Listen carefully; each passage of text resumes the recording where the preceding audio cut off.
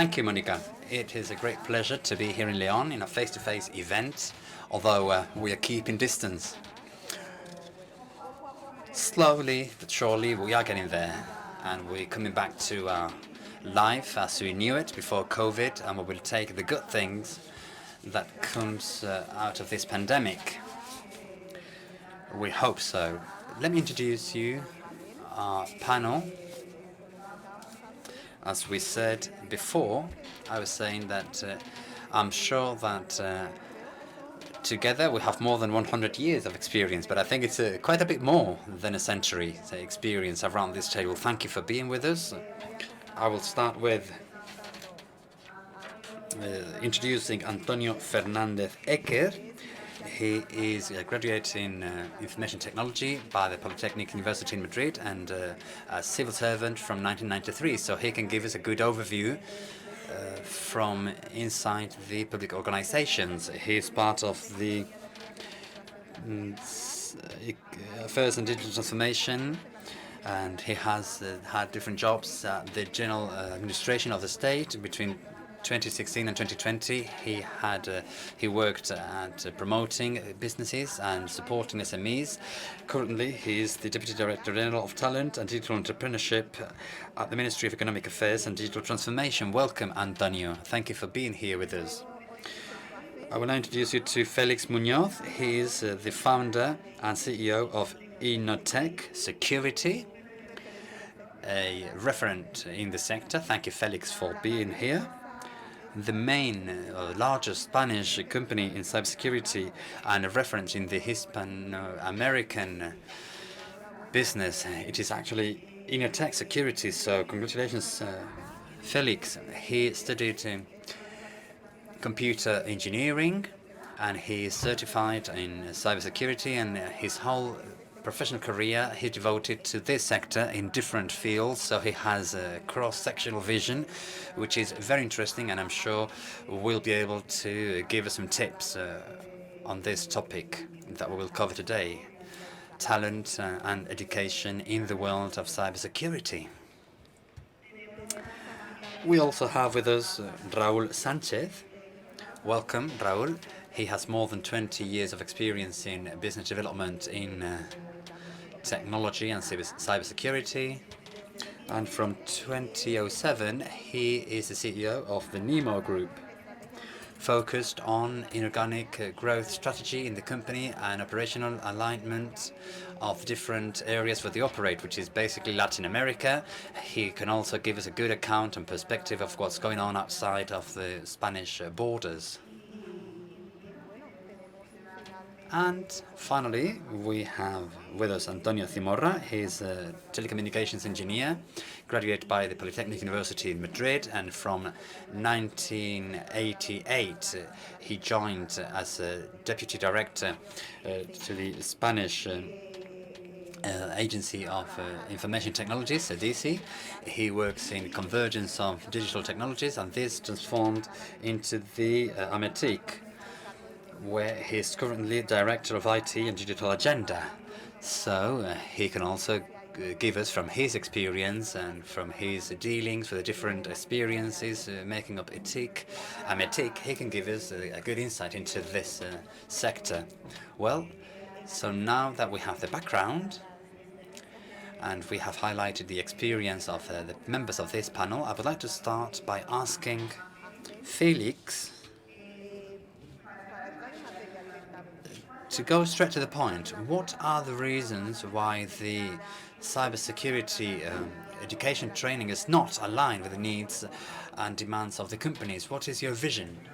Well, thank you for being here and for the opportunity. I would like to comment on some of the reasons. It is difficult to pinpoint a reason for this, but the lack of involvement of private businesses in what relates to training has led to this disalignment or misalignment with the real needs of the market. On the one hand, we have training cycles. We are cooperating more and more, and particularly in the region of Madrid and with the government of Madrid, we are involved with a vocational training cycle. We will provide training to those teachers and trainers. So we will have people who have not been to university and who will be prepared for this market. There is a part which is also important, and I think which is the part that's missing, and that's the training of teachers who are already working around cybersecurity. There is no itinerary or syllabus where, based on the needs of the businesses, we can say to the professionals what they should be going, what path they should follow. So right now, at the junior level, we have some needs, but we also have needs, a very large need, to convert those junior and to acquire more and more capacities and experience on the market. And this is one of the challenges we have, both nationally and also from the point of view of the businesses. We have associations, such as Good Job, who we are working, and currently we are one of the main players by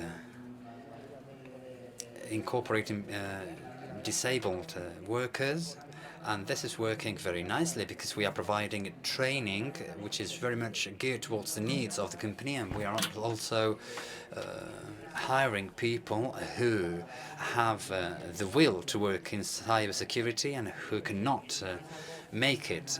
And I think it is really important. We have to make progress in those two areas by generating new talent and by training current talent so as to make them grow in the businesses.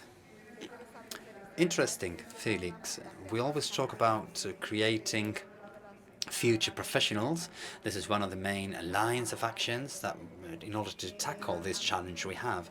Antonio Cimorra, since we have two Antonios on the table, let's just tell them apart. Do you believe that Spain has the necessary capacity and incentives in order to develop plans in order to achieve the level of training that is being required by the businesses in terms of cybersecurity? Well, if we look at the question that way, I have to answer yes, we have that capacity. But let me just give you more information. In what regards to technologies represented by AMETIC, and since we have some difficulties for quite some time in the area of training and talent, one of the difficulties are genetic for some of the technologies that we need currently, but this is important or severe in the case of cybersecurity. And again, this is something historic.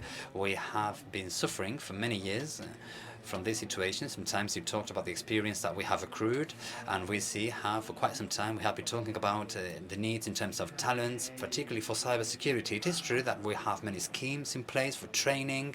Today we are hearing in these sessions how there are many great initiatives, projects and reports, and they all come to aid the generation of new talent and their incorporation to the sector. But we have to be aware at the end of the day that we are not quite getting there, or maybe the resources or the incentives should be more and better, or maybe the coordination between the different actors involved in this task should be optimized. The part that we should highlight is that it is true that we have very many initiatives. Now we're talking about European funds where we will highlight the issues related to training and talent creation around technologies, but it is important for all actors to synchronize their actions in order to make the most of these programs. It is a good vision, indeed, because this is cross-sectional to all those businesses that make up your organization, and we can argue that we could also add to this the vision from inside the government. What is the government of Spain doing to depict the challenges that we need to face? Well, we have been working at the National Plan for Digital capacities. It is a plan that starts with the 2025 digital agenda for the digital transformation of Spanish economy and society, and we have focused on the European digital plan that measures the member states in terms of how much progress they have made in digital economy. In the case of Spain, we follow a series of indicators, and I can say that we are in a reasonably good position, although we should not be too content with this.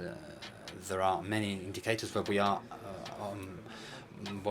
rank more than average the points of the average ranking of Europe. But there are some other areas where we are not quite there. We are under the average, and whereas we're not too far apart from that average, we are somehow concerned.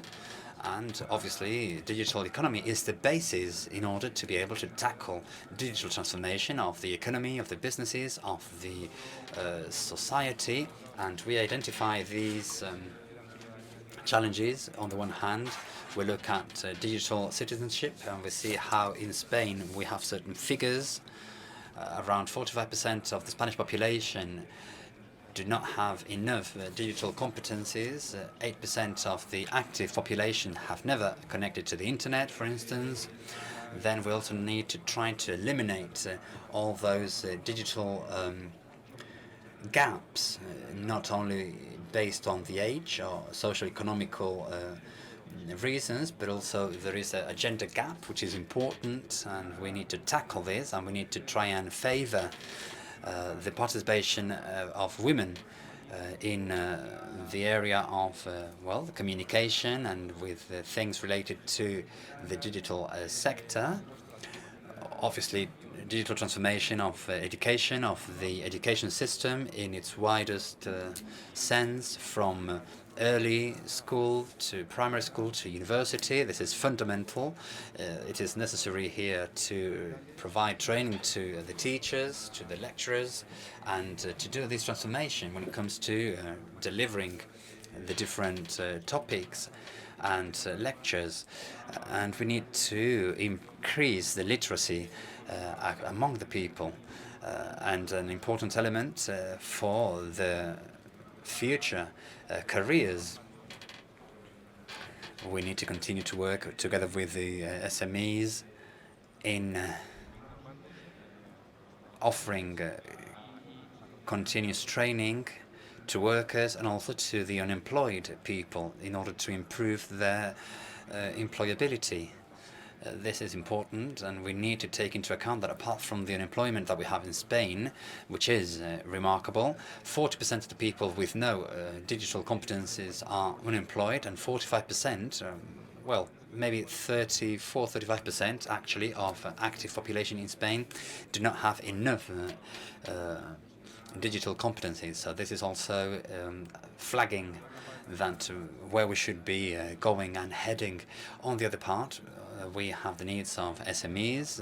They need to work around digital transformation. This is a fundamental element, and in order to do this, we need to train not only workers but also the executives.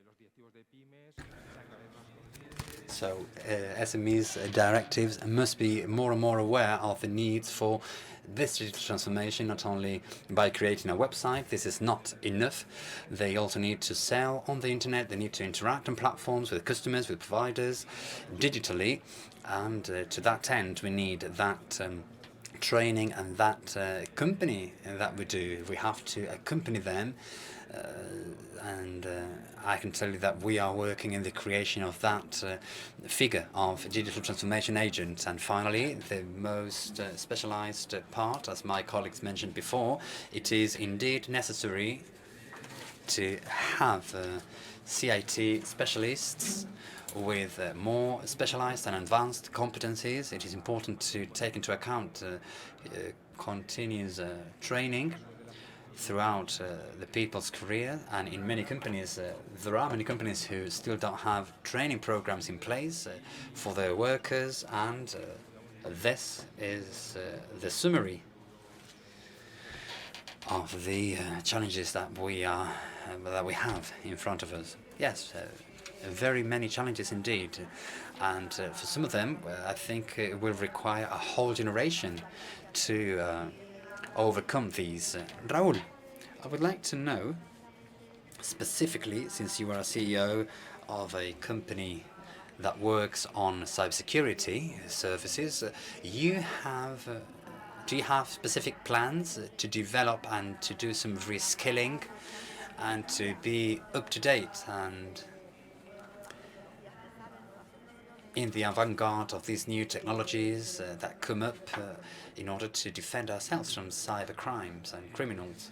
Yes, thank you for the question. Indeed, as a business company, we have had to seek everywhere for the talent that we needed. And the first approach is basically resorting to the younger talent, the most incipient talent, seeking at universities. And thanks to this, we already have vocational training in cybersecurity and some specific courses. And at a moment of momentum in the company, we had to resort to something that we never looked at.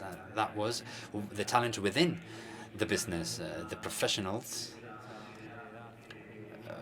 having an age gap and a technology that was not being used. So I'm referring to professionals aged 50 or over who used to work in some obsolete technologies. They were magnificent professionals with differential experience from the young talent in talent management, customer management, in terms of functional definition of certain themes and areas, and we decided to do some recycling.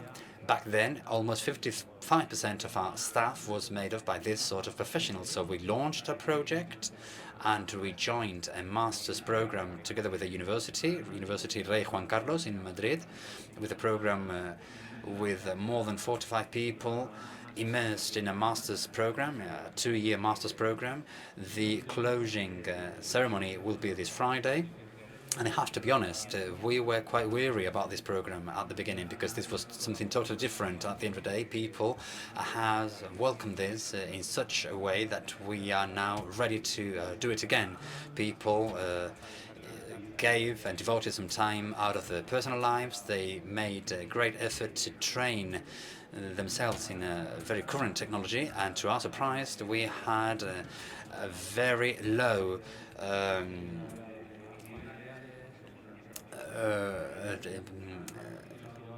attrition rate, and this was really positive. And I think in Spain we have great talent that cannot be left behind. Very interesting that you're actually promoting and supporting from the business, because here you are actually linking between the need in the industry with the people who come fully trained from those master's courses. I would like to have two different visions. First, Antonio representing the companies, and then Félix representing the businesses that provide services to those companies. Because very often we talk about how there is a problem in terms of raising awareness. And Antonio, do you see that among the executives in the end customer companies, there is this awareness about the importance of having the right talent, of receiving the services which are in order to be fully secured? Well, here we need to continue to work in training more and raising more awareness.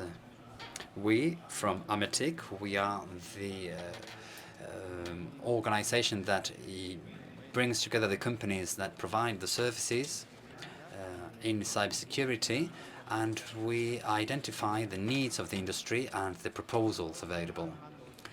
We have a specific commission on cybersecurity, and we also have a specific commission on talent. And by working together, we have created a white book on competencies, digital skills development, to identify what kind of public-private cooperation in order to well, to develop these excellent initiatives that we are sharing here, both from the public and the private sectors. We have developed this white book with 10 specific axes in order to focus on certain groups with specific needs. We are talking about raising awareness at the top management of the companies. This is absolutely paramount, not only for the businesses themselves, but also for the technology, and even more so for cybersecurity, very importantly in public administrations, importantly also intermediate management, SMEs, all the actions that can be done around bridging the gap, the gender gap that is there, and that is also there in cybersecurity. And this is an initiative, in short, that we can share from the knowledge we have in the industry. This is a plan done by the different businesses that are part of cybersecurity in particular, and that we make available, and we offer our cooperation from AMETIC and as an important actor. Thank you, Antonio. Félix, what is your vision from a business that provides services to all these businesses?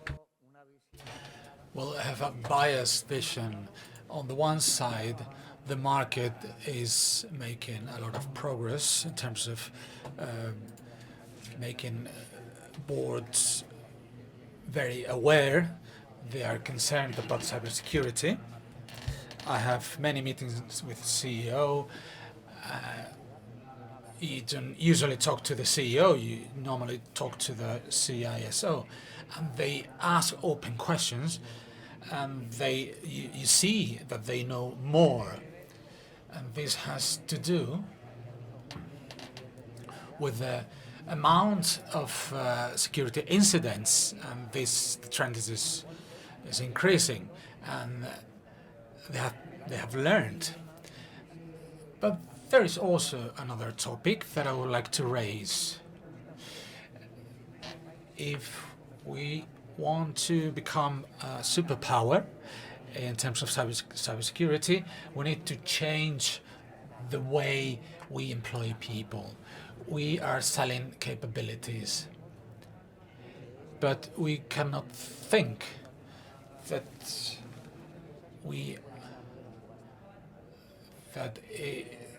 we can employ people as if it were an auction. If we don't raise prices, we will not be able to keep the good profiles.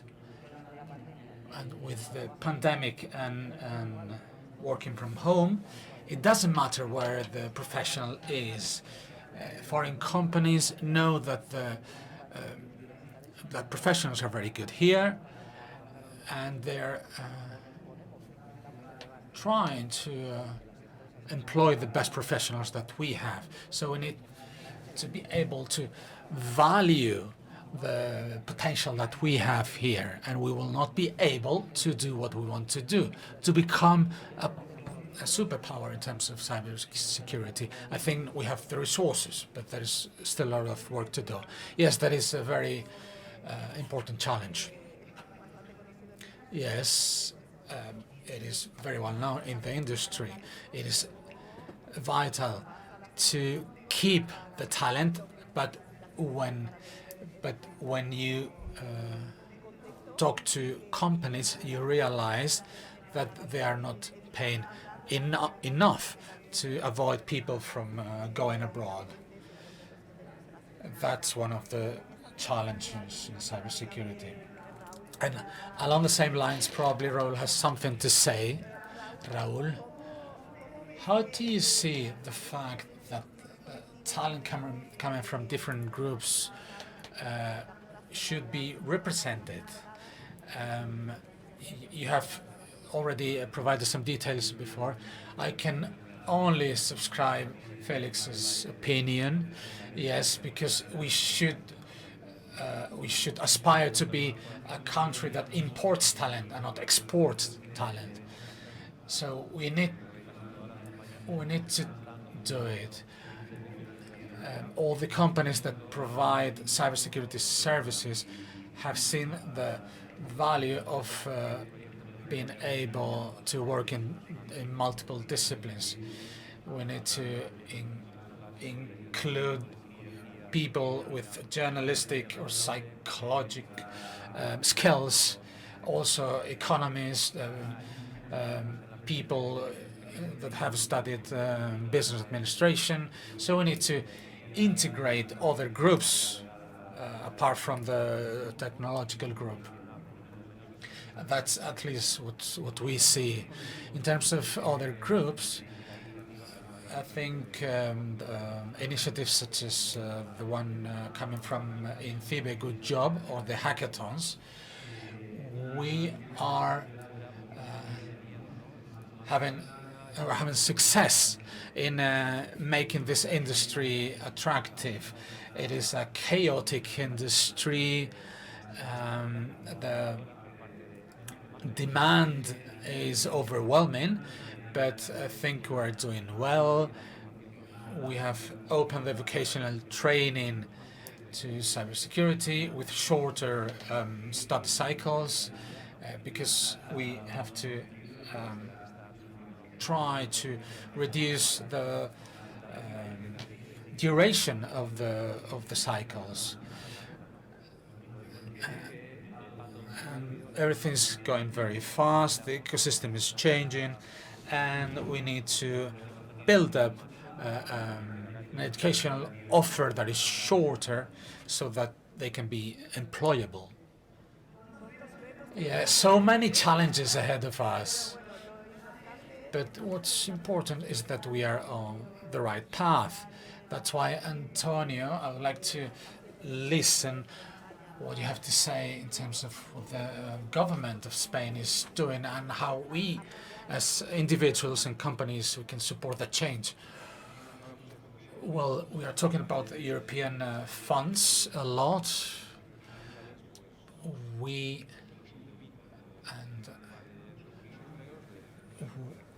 are receiving European funds.